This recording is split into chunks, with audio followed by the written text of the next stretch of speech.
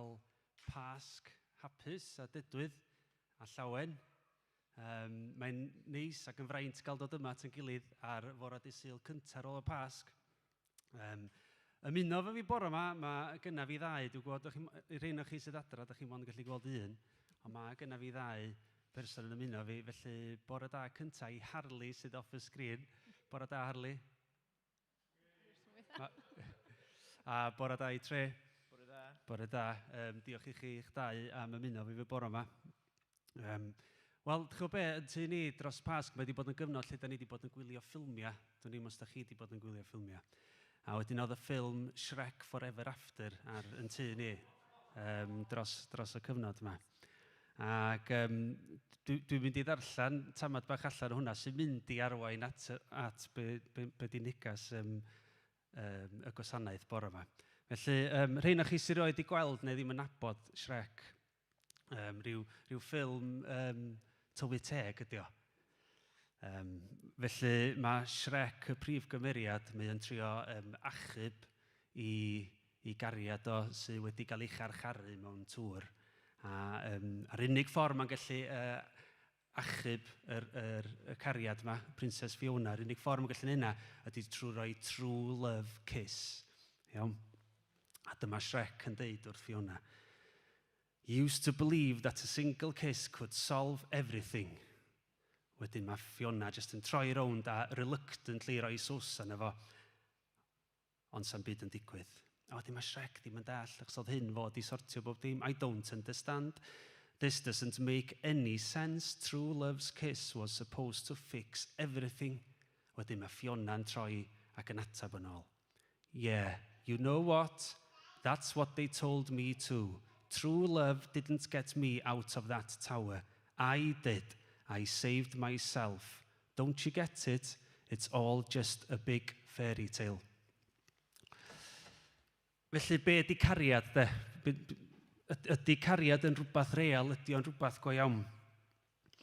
Wel, yn ôl y Beibl, mae cariad yn fwy na hynny. Mae'n amyneddgar a charedig, byth yn gwarafu'n dim, byth yn mynnu ei ffordd ei hun, yn gwneud popeth er lles eraill, byth yn rhoi ei hun yn gyntaf nac yn cenfigenu. Dydy cariad ddim yn falch, nac yn ymffrostio, mae'n llawn gobaith ac yn para am byth. Wel, am restr hir o bethau fyna. A pwy sy'n gallu caru fel yna? Wel, dim ond un. Gadawodd ei dad yn dod i fyw atom ni, dangosodd i ni beth ydy cariad. Oherwydd nid rhestr ydy cariad, person ydy cariad. A fel mae'n deud yn Ioan 3:16. Do, carodd Duw y byd gymaint nes iddo roi ei unig fab. A dyna mae Arwel wedyn yn mynd i fod yn rhoi negas i ni am y negas ar y Groes ac arwyddocâd hynna.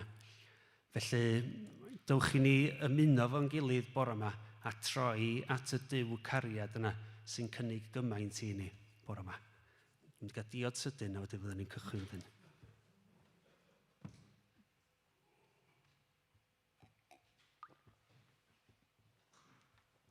Reit, mae'r gan gyntaf yma. Mae o yn rhywbeth o'n i'n canu'n ysgol ac o'n i'n sicr yn canu fo pan o'n i'n dysgu lawr y de a dwi'n i'n ysgolion ochra Gaerdydd yn licio'r gan yma lot. Felly, Aba Fetha Ddolwn. Ond bore yma, dwi'n mynd i ganu un llinell a dwi eisiau chi ailadrodd y llinell yna i ni gael myfyrio ar y geiriau a jyst dod at yn gilydd at y Duw cariad yma sydd ar gael i bob un ohono ni.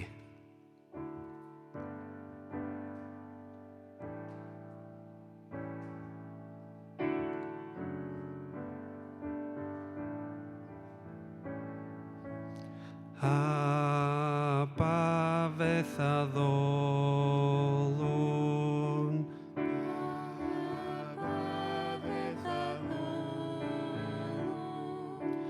Ac oedd flaen ymgrymwn. Ac oedd Ti ag Arwn.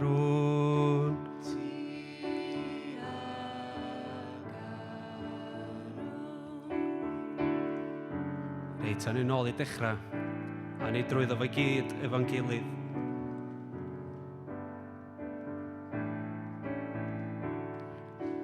A ba fetha ddolwn ac oedd flaen ymgrymwn ti ag Arwyn.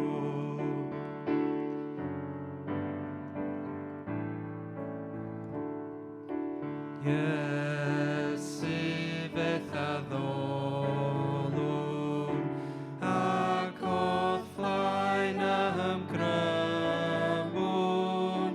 ti ag Arwyn.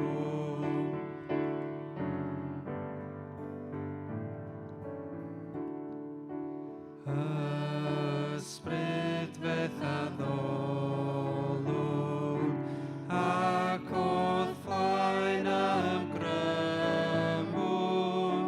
ti ag Arwyn.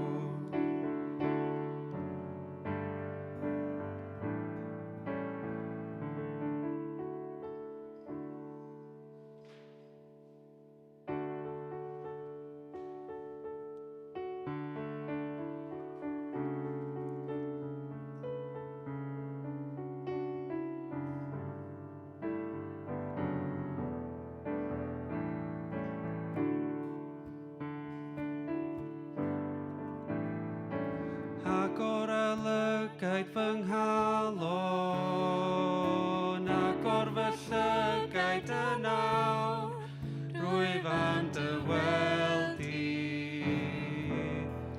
rwyf am dy weld i.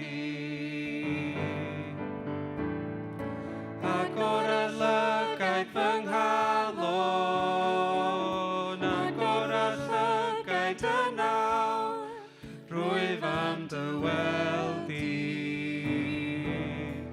rwyf am dy weld i. Eith weld yn drych a fedigree, disgleirio yn oleuni dogoniant, dy wallt y gariad adner, fe ganwn sanctai, sanctai, sanctai. Sanctai, sanctai, sanctai. Sanctai, sanctai, sanctai. Sanctai, sanctai, sanctai. Rwyf am dy weld i. Sanctai, sanctai, sanctai. Sanctai, sanctai, sanctai. Sanctai, sanctai, sanctai, rwyf am dy weld i. Ac o'r olygaid fy nghalon, ac o'r llygaid y nawr, rwyf am dy weld i, rwyf am dy weld i. Diolch. Gewch chi eistedd lawr rwan. Da ni'n mynd i wneud darlluniad rwan. A mae darlluniad bore yma yn dod allan o Llwyr i'r Corinthiaid, yr un cyntaf. A da ni yn pennod 1, adnod 18. Mae'r neges am y Groes yn nonsens llwyr i'r bobl hynny sydd ar y ffordd i ddistriw. Ond i ni sy'n cael ein hachub, dyma'n union lle mae grym Duw i weld. Fel mae'r ysgrifa sanctaidd yn deud, byddai'n dinistrio doethineb dynol ac yn diestyru eu clyfrwch. Ble mae'r bobl glyfar? Ble mae athrawon y gyfraith? Ble mae'r dadleuwyr i gyd? Mae Duw wedi gwneud i ddoethineb dynol edrych yn dwp. Mae Duw mor ddoeth. Wnaeth o ddim gadael i bobl ddefnyddio eu clyfrwch eu hunan i ddod i'w nabod e. Beth wnaeth e oedd defnyddio twbdra'r negas dyn ni'n ei chyhoeddi i achub y rhai sy'n credu. Mae'r Iddewon yn mynnu gweld gwirthiau syfrdanol i brofi fod y neges yn wir, a'r cwbl mae'r groegiad isio ydy rhywbeth sy'n swnio'n glyfar. Felly, pan da ni'n sôn am y Meseia yn cael ei groeshoelio, mae'r fath syniad yn sarhad i'r Iddewon ac yn nonsens llwyr i bobl o genedloedd eraill. Ond, i rhai mae Duw wedi galw i gael ei hachub yn Iddewon a phobl o genedloedd eraill. Iddyn nhw, y Meseia sy'n dangos mor bwerus ac mor ddoeth ydy Duw. Mae twbdra Duw yn fwy doeth na chlyfrwch pobl, a gwendid Duw yn fwy pwerus na chlyfrwch pobl. Ffrindiannol. Cofiwch sut oeddech chi arnoch chi pan ddeithoch chi i gredu. Doedd dim llawer ohonoch chi'n bobl arbennig o glyfar, na dylanwadol, na phwysig. Pobl gyffredin oeddech chi, ond chi wnaeth Duw ei dewis, y rhai twp, i godi cwilydd ar y rhai hynny sy'n meddwl eu bod nhw'n glyfar. Dewisio Duw bobl gyffredin yng ngolwg y byd, i godi cwilydd ar y pwysigion hynny sy'n dal grym.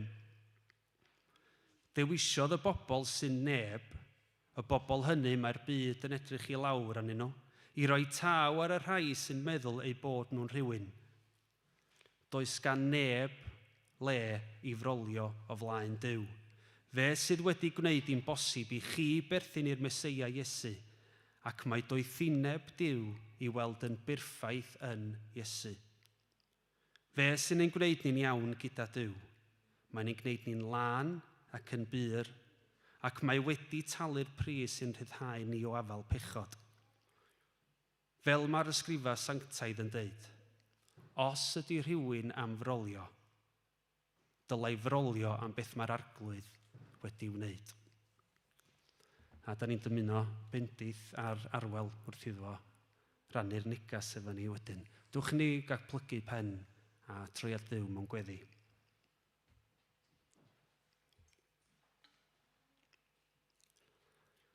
O Dduw Dad, da ni'n diolch i chdi am y cyfle i gael dod ata ti rwan.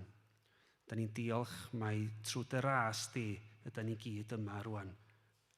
Trwy dy ras di, da ni gyd yn perthyn i'r eglwys dros y byd, sef eglwys Iesu Grist. Da ni'n diolch i chdi am bod ni yn gallu dod yma i'r capel, a da ni'n diolch i chdi am bob sydd adra yn troi at y ti bore yma.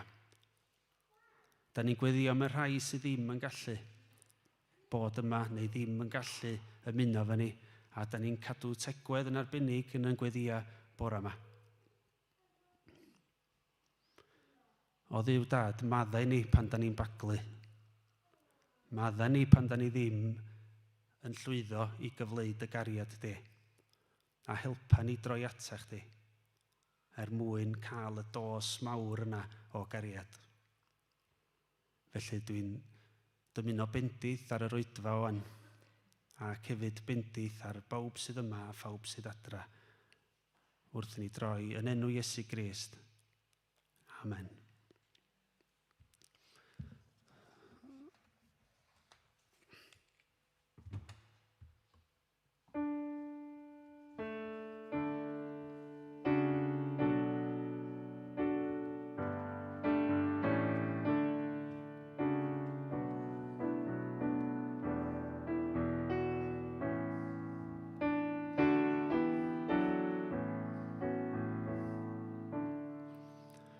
Mi dafla mai choddi ar fy ngwar, wrth deimlo dwy foloes,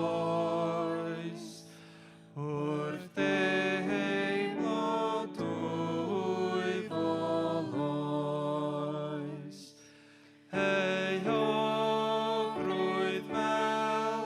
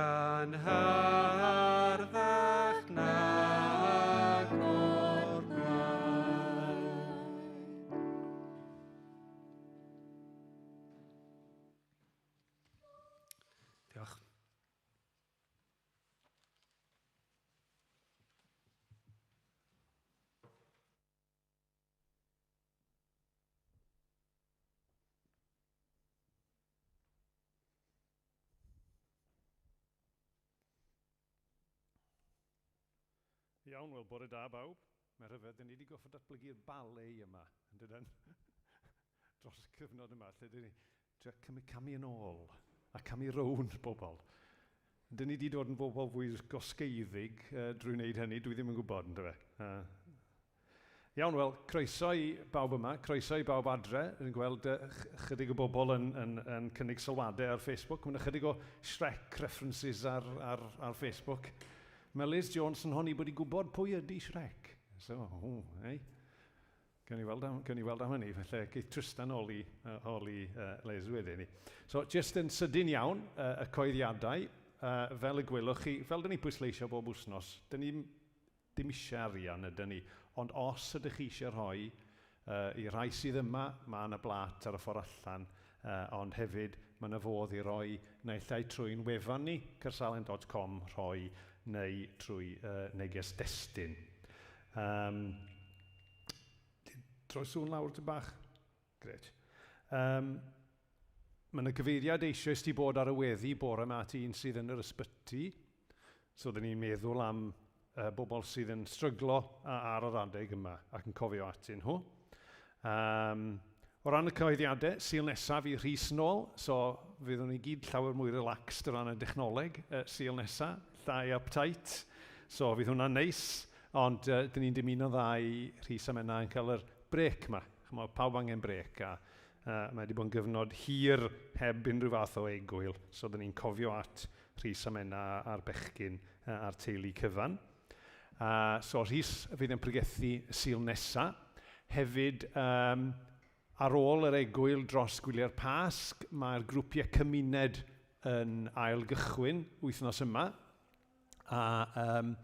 Rhys yn awgrymu bod ni'n edrych ar y salmau, rhai o'r salmau efo'n gilydd dros yr wythnosau nesaf. A cofiwch os oes yna rhywun adre neu yma sydd ddim yn perthyn i grŵp cymuned ac eisiau gwneud, mond rhaid i chi gysylltu. Mae'n reit anffurfiol, dyn ni'n agored iawn. Os ydych chi'n eisiau deud yn byd, dim rhaid i chi, llwch chi jyst gwrando, llwch chi jyst ffitio fewn. Mae hwnna'n ffain. So dyna ni. Reit, cyn i ni ddod i'r bregaeth ei hun, dwi eisiau ni wylio fideo. Nawr, yn y run-up i'r Pasg, mi nath Rhys rannu amryw o fideos. Gaethon ni fideo yn y fe'n Llanfaglan, wedi mynd i'r eglwys lle mae Joan di claddu. Gaethon ni fideo yn fe ar y ffordd sgoi, gaethon ni fideo yn fe'n Cynnig Cannwyll. Ond hefyd gaethon ni fideo oedd efo cerdd gan Menna. A dwi jyst eisiau ni, mae'r gerdd yn berthnasol iawn dwi'n meddwl i'r neges fydd gynnon ni bore yma. So dwi jyst eisiau ni adre ac yn fan hyn, jyst i dreulio chydig bach o amser yn gwylio'r fideo yna eto. So os newn ni ware hwnna nawr, please, John. Darn o graffiti Rhufeinig wedi grafu mewn plaster ar wal yn Rhufain yw graffiti Alexi Menos. Credir ei fod yn darlunio Iesu, ac os felly, dyma'r darlun cynharaf sy'n bodoli o groeshoeliad Iesu. Mae'n ymddangos bod y darlun yn dangos dyn ifanc yn addoli ffigwr croeshoeliedig. Mae'r arysgrif Groeg yn cyfieithu'n fras i Alexa Menos yn addoli ei dduw, sy'n awgrymu fod y graffiti i bob golwg yn gwawdio Cristion o'r enw Alexa Menos. Ar y pryd, roedd Paganiaid yn gwawdio Cristnogion am addoli dyn a oedd wedi ei groeshoelio.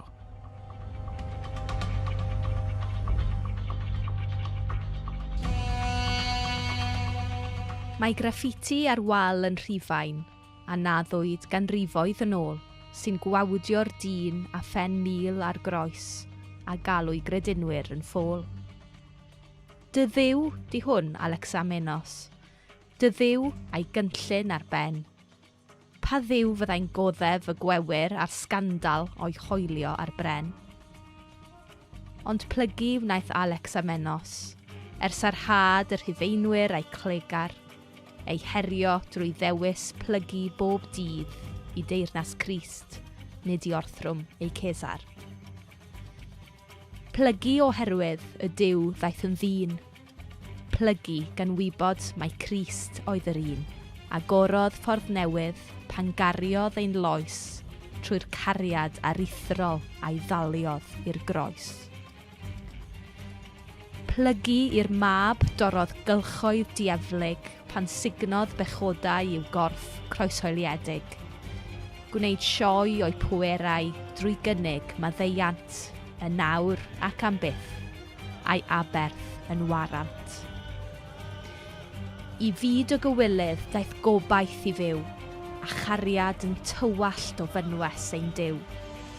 Daeth gwawr drwy'r tywyllwch, fe doddodd fy nghalon, yng ngolau ei ras rwy finnau yn ddigon.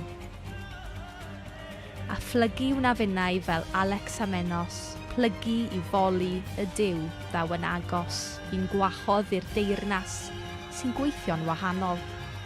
Cyfiawnder ar groes yw'n Duw sy'n fuddigol.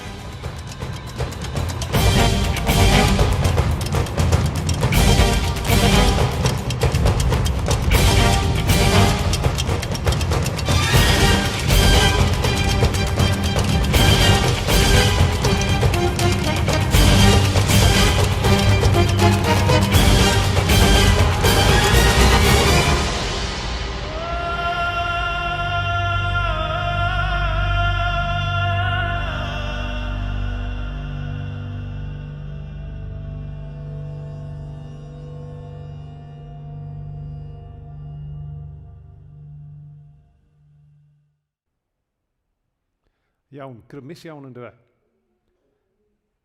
A jyst i fynd dros y cefndir eto, so be oedd gynnon ni fyna oedd wal gafodd ei ganfod pan oedd rhywun yn ei gwaith archeolegol.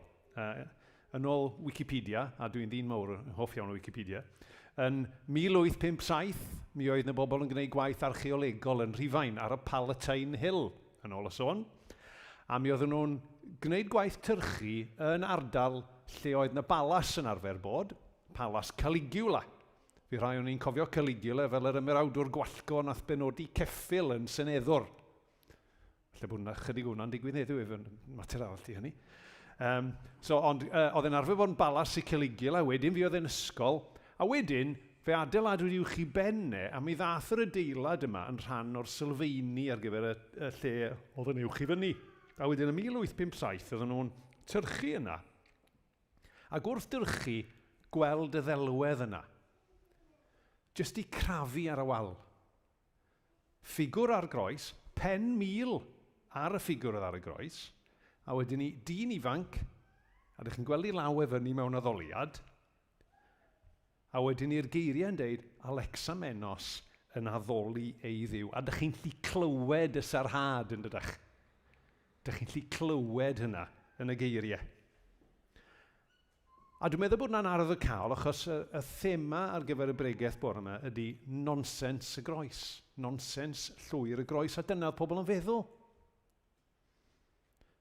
A dyna be mae Paul yn deud yn y llythyr yma at y Corinthiaid. Mae'r neges am y groes yn nonsens llwyr i'r bobl hynny sydd ar y ffordd i ddistryw. Nawr, yn cyn i ni neidio fewn i'r testun, dwi jyst eisiau ni gymryd cam yn ôl, a jyst eisiau ni feddwl am sut dyn ni'n rhannu'r Efengyl, sut dyn ni'n rhannu'n ffydd ni efo pobl yn cwmpas ni. Nawr, os ydyn ni eisiau annog rhywun i hoffi rhywbeth, neu falle dwedwch bod ni'n trio gwerthu rhywbeth, dyn ni'n cyfleu y darnau pleserus, yn dydyn? Cymrwch enghraifft bod fi eisiau gwerthu fy ngharu. Okay? Dwi eisiau gwerthu'n carni, a dwi'n rhoi i lun ohono fe, dwi'n rhoi llun o bob math o ongle, ond dydw i ddim yn rhoi llun o'r gornel gefn ar y chwith, lle nes i refersio mewn i fainc, a lle mae'n y dolc, nag ydw. Dwi ddim yn gwneud hynny. Dwi'n rhoi lluniau o'r pethau neis, a wedyn ni'n dweud, wel, os ydyn nhw ffindio allan am y tolc, wel, mater iddyn nhw di hynny. Dyna fyswn ni'n dieddol o wneud, ynddo fe. A mae peryg weithiau bod ni chydig bach fel yna efo'r Efengyl. Dyn ni'n pwysleisio'r pethau dyn ni'n meddwl sy'n mynd i fod yn ddeniadol wrth bobl, a mae'n iawn bod ni'n gwneud hynny, ond dyn ni ddim yn sôn am y pethau eraill. Dyn ni'n sôn am gras Duw, cariad, maddeiant, allweddol wrth gwrs. Ond dyn ni ddim bob amser yn nodi'r pethau chydig bach mwy anodd, y pethau mwy caled, y pethau sydd yn dangos bod y Beibl yn glir iawn yn erbyn pechod parchus ac amharchus.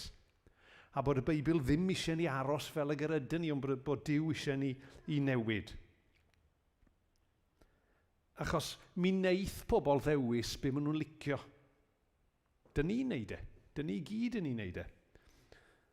O'n i'n darllen eto wythnos yma wrth baratoi.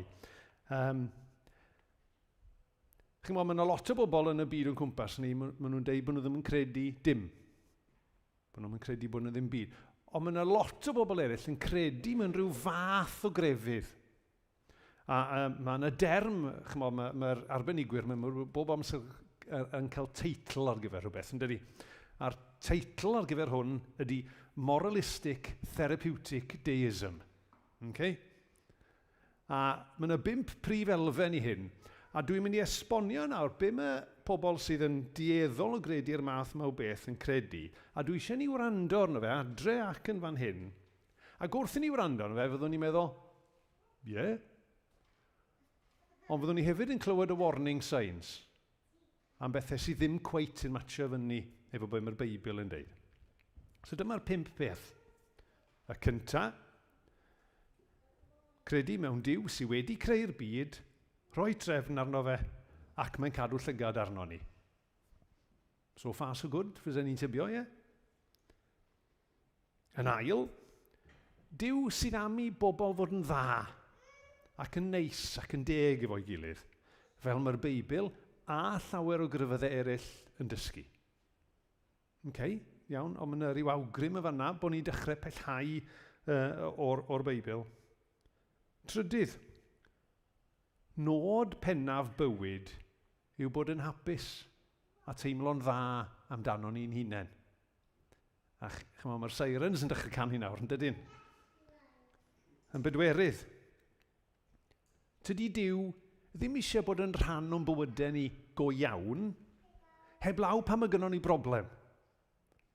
Mae'n hapus i adael llonydd i ni, ond dyn ni eisiau fe yna pan mae gynnon ni broblem. A wedyn yn ola, mae pobl dda yn mynd i'r nefoedd pan maen nhw'n marw. So dyna di'r 5 peth. A wrth i chi wrando ar y list nawr, ydych chi'n meddwl, faint o hwn sydd yn cyd-fynd efo beth sydd yn y gair. A oedd y disgrifiad yna yn atgoffa fi, a fydd yr eglureb yma yn mond yn gwneud synwyr i chi os ydych chi dros ryw oedran, oedd yn atgoffa fi o'r counter pick and mix yn Woolworth. Right, just straw poll, faint o'noch chi sy'n cofio siopio yn Woolworth? Iawn, mae'n rhai ddim, ond o'ch chi'n lli mynd mewn i Woolworth, wrth gwrs mae'n pick and mix counters mewn siop eraill nawr yn does, ond oeddech chi'n mynd i Woolworth, a oedd y counter pick and mix yn anferth yn doedd, a oedd y ddewis o bob dim, a oeddech chi'n lli dewis be oeddech chi eisiau, a oeddech chi'n lli anwybyddu be oeddech chi ddim eisiau.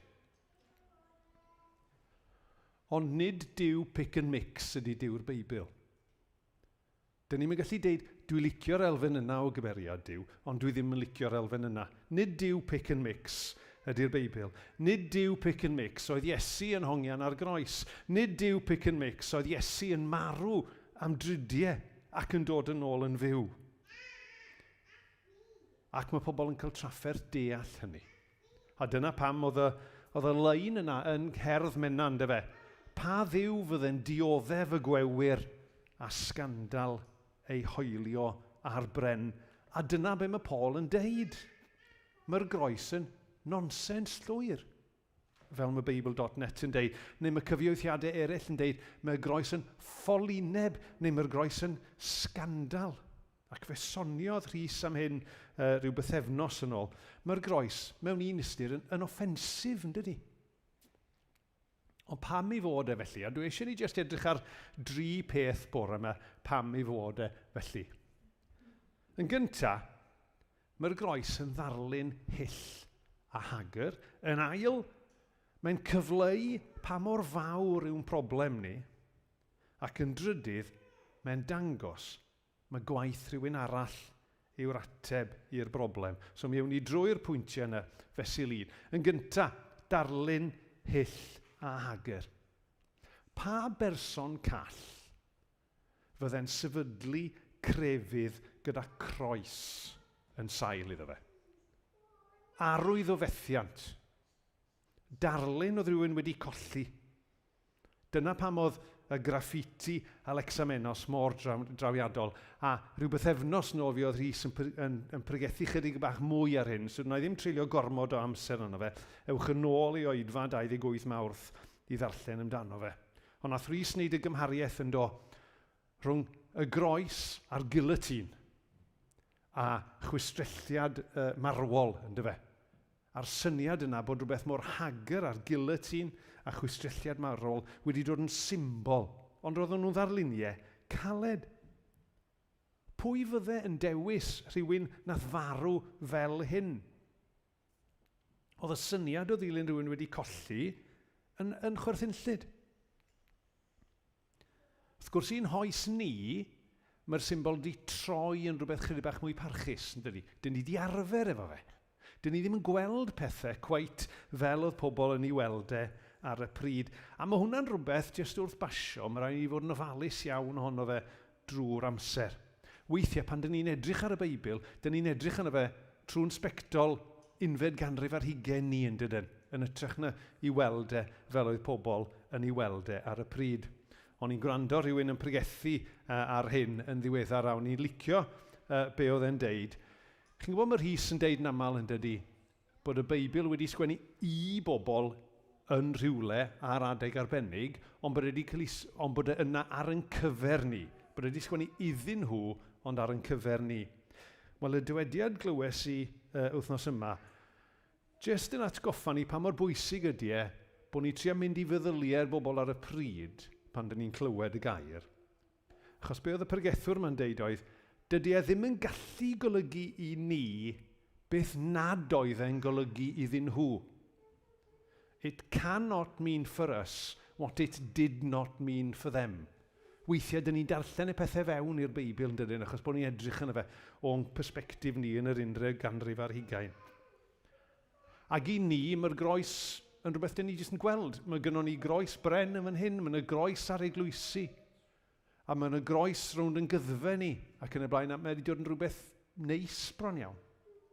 Ond ar y pryd, oedd e'n beth horrible. Achos mi roedd e'n boenus.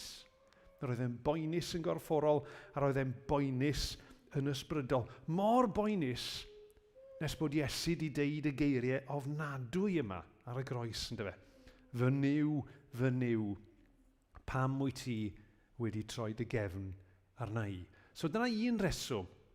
Mae pobl yn gweld y groes fel nonsens llwyr, achos bod e'n ddarlun mor hyll a hagar. Yr ail reswm yw, mae'n cyfleu pa mor fawr ydy'r broblem. Problem y byd, eich problem chi a fi. Dyn ni'n edrych ar y groes a edrych ar Iesu'n gorfod gwneud peth mor eithafol.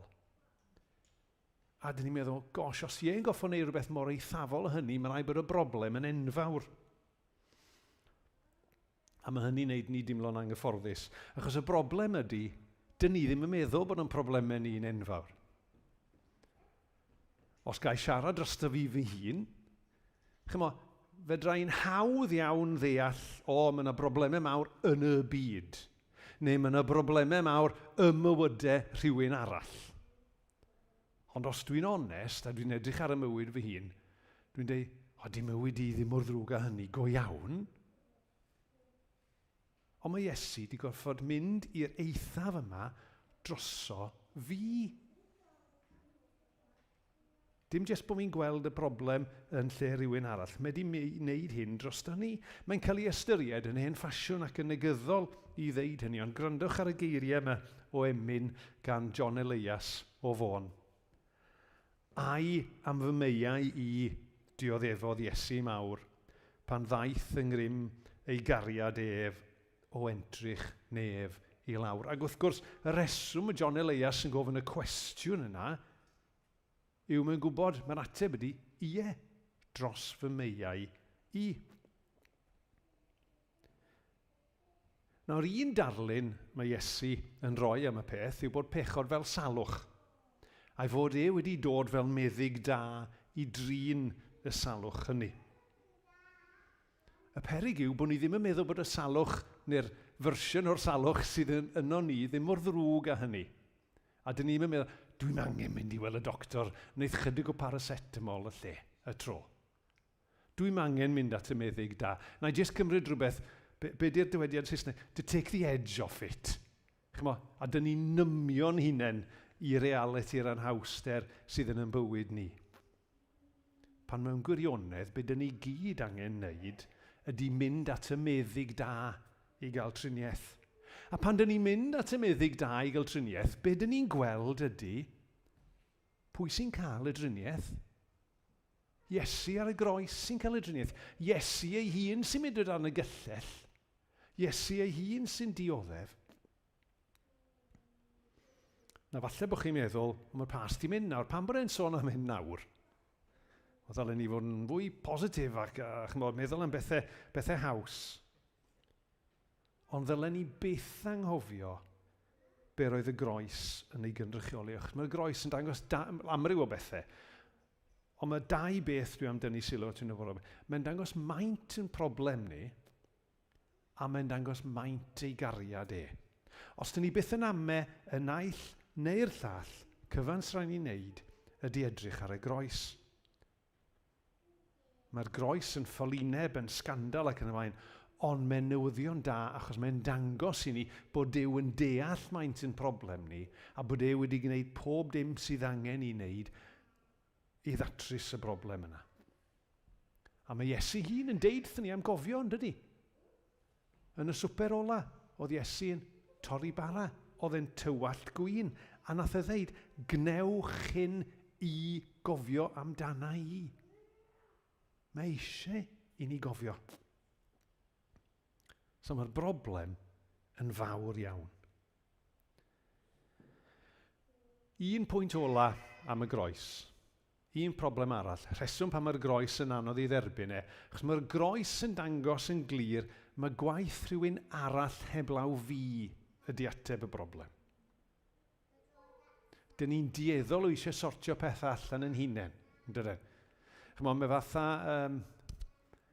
os dwi bod rhywbeth yn mynd yn wrong yn y tŷ, dwedwch enghraifft bod rhywun yn colli rhywbeth ar llawr y gegin. Okay? Just fel illustrative purposes. Okay? Rhywun yn colli rhywbeth ar llawr y gegin. Dyn ni'n dieddol o eisiau clirio fe cyn i neb arall i weld e'n, dydyn ni? Dyna dwi'n neud, a dwi'n berson sy'n neud lot o fes, dwi'n ofni. Dyn ni'n dieddol o eisiau sortio pethau allan fy hunan. A dyna di'n profiad ni. Dyna di'n profiad ni o ran y cyfan o'n bywydau ni. Os ga i rannu fy mhrofiad i, a maddeuwch i fi, mae rai yn chi wedi clywed hwn o'r blaen, i'r un peth sy'n sefyll allan yn y mywyd i, pan des i gredu go iawn am y tro cyntaf, oedd mod i wedi cyllon bol ar drio sortio fy mywyd allan fy hun, a bod fi jyst i roi give up a di dweud, Duw fedra i ddim wneud, mae rhaid i ti wneud drystai. Dwi'n yn gwybod beth i'ch viewing habits chi, o Tristan yn sôn am ffilmiau. Eto, straw Paul, rhaid ni gael mwy o congregational participation gan bod ni'n methu canu, ynddo fe. Dwylo i fyny pwy sy'n licio the repair shop ar teledu. Na ni, da iawn. Na, ddim yn licio repairs. Gwennan ddim yn licio repairs. A dwi'n meddwl bod yna gyfres newydd. Oes, mae yna gyfres newydd, neu lle wedi dechrau, neu yn dechrau. Wel, i'r rhai o'n chi sydd ddim yn gwybod, beth sy'n digwydd yn y repair shop ydy, mae'n rhywun efo rhywbeth falle sydd wedi bod yn y teulu am flynyddoedd. A mae wedi torri. A maen nhw wedi, lot o'r degau, maen nhw wedi trio wneud rhywbeth iddyn nhw hunain, maen nhw wedi iwsio rhyw polish neu rhyw glid, a dyw na ddim cweit wedi gweithio. Ac yn y diwedd, maen nhw'n troi fyny i the repair shop, a maen nhw'n cerdded mewn i'r shed, a maen nhw'n trosglwyddo'r peth i Jay a'r tîm, ac maen nhw'n gofyn, newch chi ddatrys hwn. Dyn ni'n gallu wneud newch chi ddatrys hwn drosto ni. A wedyn ni'n gweld, wedyn ni'n dydyn yr arbenigwyr mewn, a mawredd maen nhw'n glyfar, yn trwsio ac yn ail wneud ac yn rhoi darn newydd, a dych chi bron iawn ddim yn gweld beth yw'r darn newydd a'r hen darn ac yn y blaen. A wedyn mae'r teulu'n dod nôl. A maen nhw'n gweld beth sydd wedi cael ei wneud. Wel, a maen nhw'n rhyfeddu. A mae yna lawenydd, a mae yna grio. A dwi'n crio wrth wylio. Wel, os dyn ni'n gallu llawenhau a crio ynglyn â pethau fel yna, meddyliwch pa mor werthfawr ac annwyl ydyn ni yng ngolwg Duw. Ac os dyn ni byth yn ame ydyn ni'n werthfawr ac yn annwyl yng ngolwg Duw, cyfans rhaid ni'n neud ydy edrych ar y groes. A chi'n gweld fel yn yr repair shop pan oedden nhw'n mynd ar peth yna a dweud, dyn ni wedi trio trwsio hwn a dyn ni wedi methu. Mae rhaid i ni ddod yn bywydau ni at Iesu a gweud, arglwydd dwi wedi trio trwsio fy hun a dwi wedi methu. Neu di wneud, please. A pan dyn ni'n gwneud hynny, mae freichiau fe ar led i'n croesawu ni. Be dych chi a fi yn ei weld pan dyn ni'n edrych ar y groes? Mae be dyn ni'n gweld yn dibynnu ar sut dyn ni'n edrych. Ydyn ni'n gweld rhywbeth sy'n gwneud dim synwyr, sy'n nonsens llwyr, rhywbeth hyll a hager, dyn ni'n troi oddi wrtho fe? Neu ydyn ni'n gweld rhywbeth llawer mwy prydferth a gwerthfawr na hynny? Ydyn ni'n deall maint y broblem sydd yn byd ni ac yn bywydau ni? Ydyn ni'n gweld mae Iesu di'r unig un sy'n gallu delio â'r broblem hynny? Ydyn ni'n gweld ar y groes cariad Duw yn Iesu yn datrys y broblem hynny? Ydyn ni, fel Alexamenos, yn gweld arglwydd sydd wedi'n caru ni ac a fi farw drosto ni i gynnig maddeuant, rhyddid, gras a bywyd newydd wrth blygio i flaenau. Yng ngeiriau cerdd menna, a ydyn ni felly yn plygu oherwydd y Duw ddaeth yn ddyn, plygu gan wybod mae Crist oedd yr un, a gorodd ffordd newydd pan gariodd ein loes trwy'r cariad aruthrol a'i daliodd i'r groes. Nawr wrth gloi, dwi eisiau ni dawelu am yna bach. Dwi ddim am mynd i'r rhithro i ganu neu wrando ar y canu os dyn ni fan hyn, canu os dyn ni adre. Ond dwi eisiau ni stopio am yna bach. Yn ytrach na trafod y tywydd, a mae wedi bod yn bwyr wyra, dwi'n gwybod hynny. Dewch chi'n jyst oedi eistedd o flaen Duw a meddwl am y nonsens yna o'r groes. Meddwl beth mae Duw wedi gwneud drosto ni ac ymateb i hynny. Ac i'n helpu ni wneud hyn ac ein i Tristan a'r band ddod ymlaen i gloi'r Oedfa. Dwi am i ni dawelu a gwylio o gwrando ar gan. Mae'r gan Meilir Geraint, ffrind dau ni yma yng Nghersalem, a mae'r gan yn cyfeirio yn meddyliau ni at y groes. Dewch ni wrando ar y geiriau, eu perchnogi nhw, a'i deud nhw yn ein calonnau ni wrth Dduw.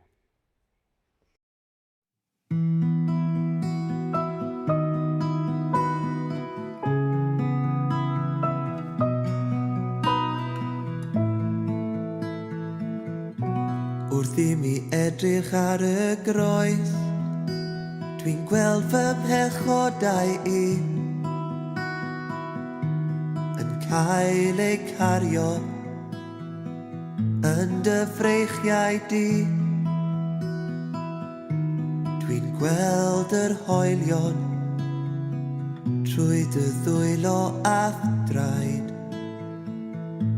a dwi'n gweld cariad gras a maddeuant yn dy waed.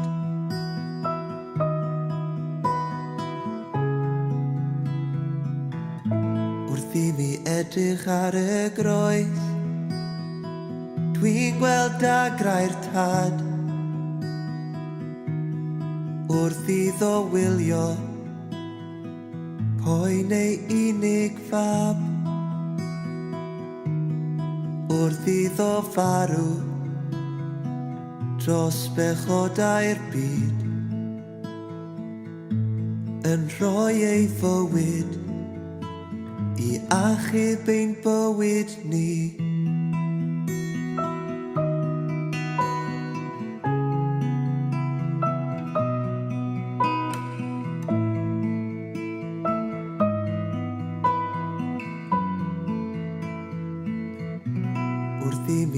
edrych ar y groes, dwi'n cofio perffeithrwydd Iesu, yn cofio oen Duw, yn cael ei aberthu, a thrwy ei farwolaeth, yn rhoi cyfle i fyw. Dyw diolch ddim yn ddigon, ond diolch Dduw.